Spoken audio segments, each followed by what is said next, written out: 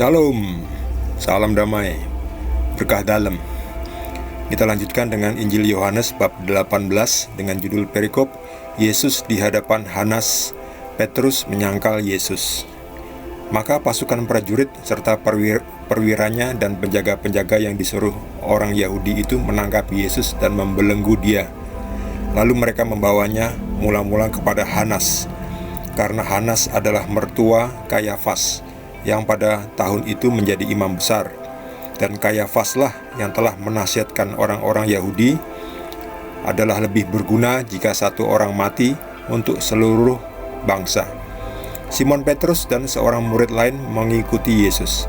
Murid itu mengenal imam besar dan ia masuk bersama-sama dengan Yesus ke halaman istana imam besar. Tetapi Petrus tinggal di luar dekat pintu. Maka murid lain tadi yang mengenal imam besar kembali keluar bercakap-cakap dengan perempuan penjaga pintu, lalu membawa Petrus masuk. Maka kata hamba perempuan penjaga pintu kepada Petrus, "Bukankah engkau juga murid orang itu?" Jawab Petrus, "Bukan." Sementara itu hamba-hamba dan penjaga-penjaga bait Allah telah memasang api arang, sebab hawa dingin waktu itu, dan mereka berdiri berdiam di situ. Juga Petrus berdiri berdiam bersama-sama dengan mereka. Maka mulailah imam besar menanyai Yesus tentang murid-muridnya dan tentang ajarannya. Jawab Yesus kepadanya, "Aku berbicara terus terang kepada dunia. Aku selalu mengajar di rumah-rumah ibadat dan di bait Allah, tempat semua orang Yahudi berkumpul. Aku tidak pernah berbicara sembunyi-sembunyi. Mengapakah engkau menanyai aku? Tanyailah mereka yang telah mendengar apa yang kukatakan kepada mereka. Sungguh, mereka tahu apa yang telah kukatakan." Ketika ia mengatakan hal itu, seorang penjaga yang berdiri di situ menampar mukanya sambil berkata, "Begitukah jawabmu kepada imam besar?" Jawab Yesus kepadanya, "Jikalau kataku itu salah, tunjukkanlah salahnya.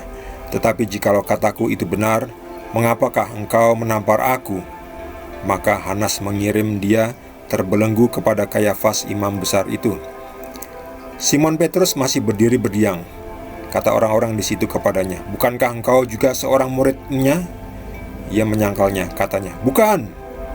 Kata seorang hamba imam besar, seorang keluarga dari hamba yang di telinganya dipotong Petrus, "Bukankah engkau kulihat di taman itu bersama-sama dengan dia?" Maka Petrus menyangkalnya pula, dan ketika itu berkokoklah ayam.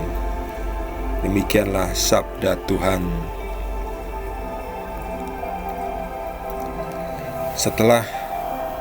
Sebelumnya Yesus ditangkap di Taman Getsemani. Pada waktu malam-malam Yesus bersama murid-muridnya berdoa di Taman Getsemani. Kemudian Yesus diarak menuju ke Hanas. Hanas adalah mertua Kayafas. Kayafas itu imam besar yang sebelumnya mengatakan bahwa lebih berguna jika satu orang mati untuk seluruh bangsa. Maksudnya adalah sebuah nubuat bahwa Yesus akan mati untuk menyelamatkan bangsa, untuk menebus. Simon Petrus juga ikut, juga murid lain. Ini murid lain ini ikut masuk pagar ya. Tapi Simon ini menunggu di luar, tidak masuk. Lalu Simon Petrus, "Kok kamu gak masuk?" Muridnya ini mengajak Petrus untuk masuk.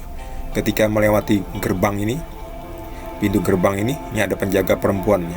Penjaganya kok perempuannya? Ya itulah, penjaganya perempuan ini menjaga pintu. Penjaga perempuan ini ketika Petrus masuk mengatakan, "Bukankah engkau juga murid orang itu?" Petrus jawab, "Bukan." Satu kali, sudah menyangkal satu kali. Lalu imam besar mulai menanyai Yesus tentang ajarannya, juga tentang murid-muridnya. Yesus menjawab, "Aku sudah berbicara terus terang kepada dunia.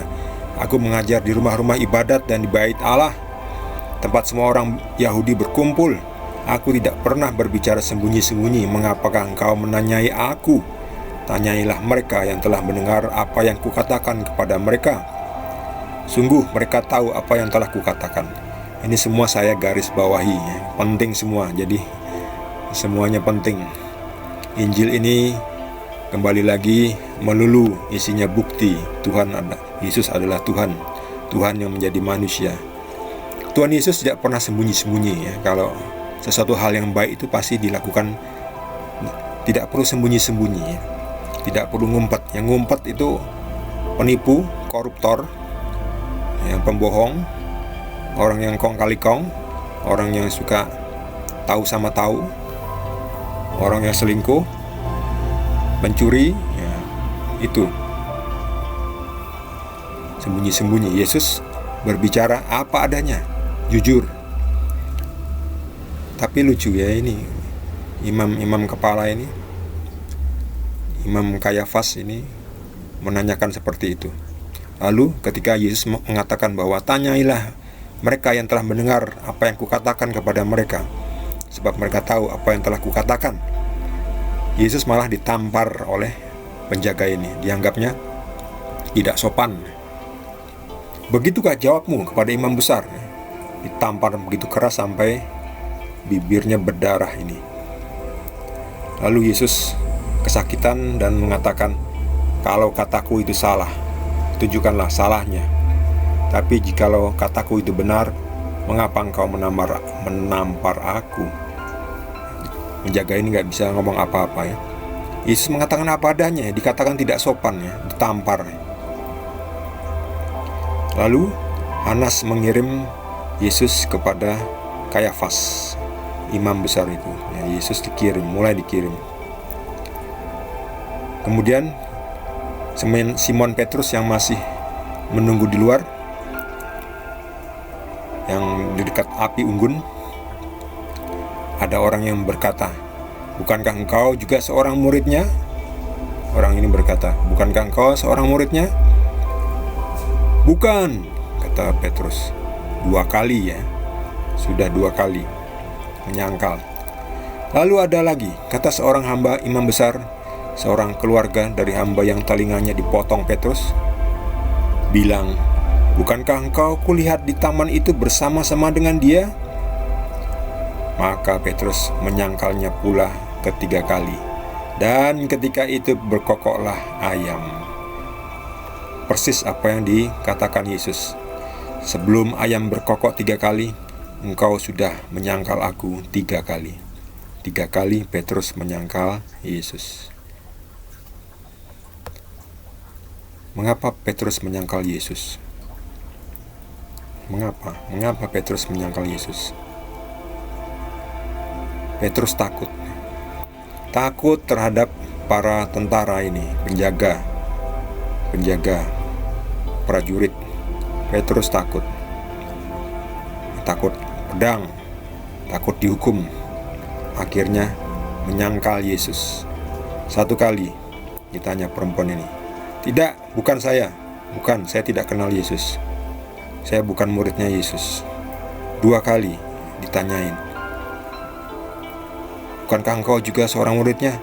Bukan, 2 kali. Lalu saudara dari keluarga yang telinganya dipotong Petrus, bukankah engkau juga kulihat di taman itu bersama dengan Yesus? Bukan. Maka Petrus menyangkalnya pula. Dan ketika itu berkokoklah ayam. Jadi takut nih, karena ketakutan. Makanya jangan sampai kita sampai ketakutan. Ketakutan itu nggak ada gunanya. Yang penting kan dikatakan oleh Paulus, ketakutan, fear is useless. What's important is faith. Ketakutan, rasa takut itu tidak ada gunanya. Yang dibutuhkan adalah kepercayaan. Percaya kepada Yesus, bukan kepada yang lain-lainnya, ya. Percaya kepada Yesus. Kalau nabi-nabi yang lainnya, nabi-nabi palsu itu ngomongnya ngomong bohong, hanya klaim, tidak ada buktinya, tidak ada saksi, tidak ada hasilnya, ya. Cuma omongnya omong besar, ya. Membual, ya. Omong besar, omong kosong. Jadi mereka tidak layak dipercayai. Kalau Yesus layak dipercayai. Yesus omong apa adanya, jujur, dibuktikan dengan fakta, dengan saksi, dan hasilnya yang nyata bisa dilihat, bisa dialami, bisa dipegang, bisa dirasakan. Yesus layak dipercayai. Jadi kita tidak perlu takut akan apapun yang bisa mencederai fisik, tetapi tidak bisa mencederai jiwa. Tapi Yesus berkuasa mencederai fisik dan jiwa. Itu bedanya. Bedanya penjaga-penjaga ini hanya bisa mencederai, melukai Yesus secara fisik, tetapi tidak bisa melukai secara jiwa. Yesus bisa. Kalau Yesus mau, penjaga ini langsung ditebasnya ya, ditegurnya langsung hilang, lenyap. Kalau Yesus mau, tapi Yesus tidak mau, karena Yesus harus menebus dosa manusia. Sebab kalau Yesus menggunakan kekuasaan keilahiannya, ketuhanannya, nanti rencana Tuhan Bapa untuk menyelamatkan manusia, menebus dosa-dosa manusia batal. Yang senang siapa? Yang senang setan. Setan senang sebab Yesus tidak jadi menyelamatkan manusia. Setan banyak temannya akhirnya. Setan bisa klaim jiwa-jiwa yang hilang karena mengikuti setan. Tetapi Yesus tidak mau. Yesus menyayangi jiwa-jiwa dan Yesus menyelamatkan manusia dengan cara menebus dosa-dosa manusia. Bukan berarti lalu kita bisa hidup seenaknya. Jangan salah, kita nggak bisa hidup seenaknya. Kita punya andil, kita punya bagian yang harus kita pikul. Yesus menebus dosa manusia bukan berarti lalu, nggak adil. Ada beberapa penonton yang tanya kepada saya, nggak adil dong kalau kita mencari pahala tetapi orang berdosa diampuni. Jangan berpikir pendek seperti itu. Menebus dosa bukan berarti lalu yang ditebus dosanya lalu bisa ongkang-ongkang kaki. Yang ditebus dosanya itu masih ada jalan yang harus ditempuh. Yang ditempuh itu adalah memikul salib. Kalau nggak memikul salib ya nggak bisa mendapat keselamatan. Kita semua ini udah ditebus ya. Yang sudah dibaptis, menerima Yesus, sudah ditebus.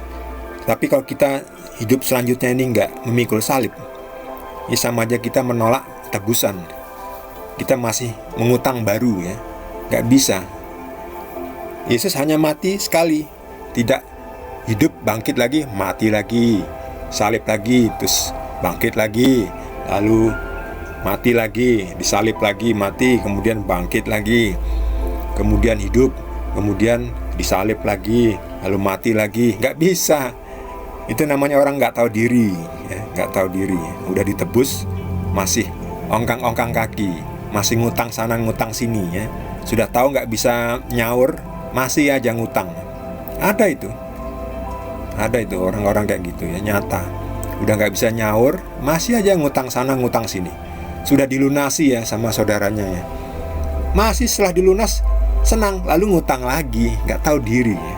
Akhirnya di stop, nggak bisa ditebus, sudah kamu nggak bisa ditolong ya. Demikian juga kita hanya ditebus sekali ya. Udah itu kita harus mikul salib. Kalau kita pikir kita ini enak-enak saja, rugi ya. Kita menipu diri sendiri ya.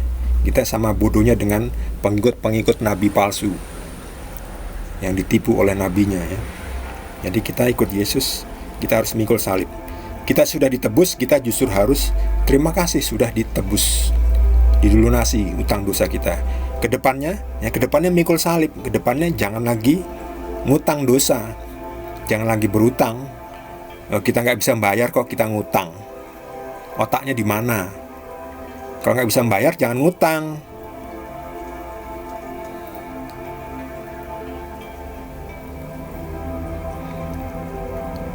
Bagi saudara yang mendapatkan tambahan pencerahan dari Tuhan Yesus, boleh juga berbagi dengan kita semua. Bagi yang belum subscribe, jangan lupa di subscribe dan juga di like. Kita akan lanjutkan dengan perikop berikutnya, masih dari Injil Yohanes bab 18. Terima kasih.